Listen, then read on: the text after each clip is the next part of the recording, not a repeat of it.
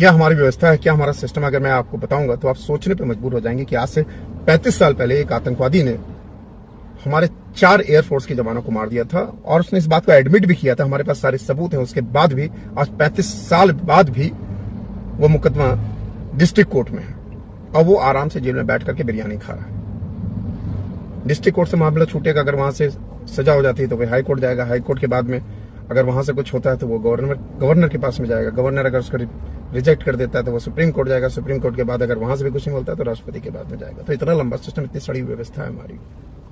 ये हमारे देश का कानून है, हमारे पास सब कुछ है, हमारे पास एविडेंसेस है, फिर भी हम उनको दामाद बना करके रखते हैं, उनको उनकी खातिरदारी करते हैं। यानी उन 4 जवानों की कीमत, उनकी शहादत, उनकी जान की कोई कीमत नहीं। आज उस परिवारों से पूछिए कि उनके दिल पर क्या बीतता होगा जब वो देखते होंगे कि जो 4 लोग उस आतंकवादी ने मार दिए, उसको आज 35 साल बाद भी, अब तो वो नेचुरल मौत वैसे ही मर जाएगा, बट आज 35 साल बाद भी जबकि उसने टीवी पे एडमिट किया, ऐसी सड़ी हुई व्यवस्था। हर साल हमारे देश में आतंकवाद से ज्यादा हमारे यहाँ लोग रोड एक्सीडेंट्स में मर जाते हैं और उसका कारण यह है कि हमारी करप्शन, सड़ी हुई व्यवस्था, सड़ा हुआ कानून।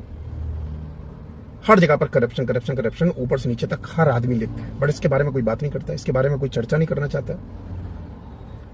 कितने सारे लोग हमारे यहाँ थाना कचहरी तहसील के भ्रष्टाचार से हर साल कितने सारे लोग आत्महत्या करते हैं, कोई कभी इसके बारे में बात करता है? कोई नहीं करता है। हमारे थाना कचहरी तहसील से हर साल पता नहीं कितने लोग दौड़ दौड़ कर चक्कर लगा करके मर जाते हैं, क्योंकि ऊपर से नीचे तक हर जगह पर पैसा खाने के लिए लोग बैठे हुए हैं और सवाल कोई करता नहीं। हम और आप बस देख करके ठीक है, चलो हमारा काम होना चाहिए, हमें क्यों पड़ना किसी लफड़े में, चलने दो, काम चल रहा है चलने दो, मरना तो वैसे भी सबको है, तो ठीक है। कौन यहाँ पे रजिस्ट्री करा के तो आए नहीं है, यहाँ पे रजिस्ट्री रहेंगे। भैया जितने दिन भी हैं, कम से कम गलत के लिए आवाज जरूर उठाए, क्योंकि ये हमारे और आपकी बात नहीं, हमारे देश हित की बात है।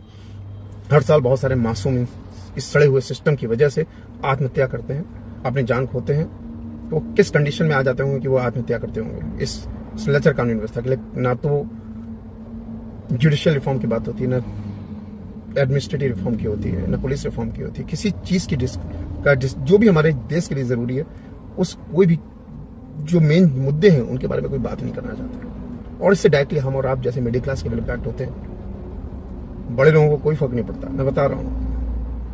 जो टॉप है वो तो जानते हैं कि इकोनॉमी सब कुछ उनके हाथ में, सिस्टम उनके हाथ में, तो उनको कोई फर्क नहीं पड़ता। इससे केवल मिडिल क्लास पीड़ित होता है, केवल हमारे और आप जैसे लोग उड़ते हैं, पिटते हैं और बहुत सारे लोग आत्महत्या भी कर लेते हैं इस सिस्टम से पीड़ित होकर के। मूवीज बहुत सारी बनती है, बट उसके आगे भी तो सोचने की जरूरत है ना। केवल मूवीज देखे कि एंटरटेनमेंट हो गया 2-3 घंटे का, उसके आगे भी तो सोचने की जरूरत है, बोलने की जरूरत है ना। तो अगर आपको मेरी बात सही लगे तो आप आवाज जरूर उठाइए, बोलिए जरूर। और ये चीजें कभी नहीं सुधरेंगे अगर हम और आप आवाज नहीं उठाएंगे। आवाज उठाना बहुत जरूरी है। लिखिए, जो भी माध्यम है आपका, आप जिस तरीके से भी सहयोग कर सकते हैं, आप आवाज जरूर उठाइए। आज नहीं तो कल चीजें जरूर बदलेगी। अगर आपको मेरी बात सही लगे तो इसको लाइक, कमेंट, शेयर जरूर करें। Thank you very much.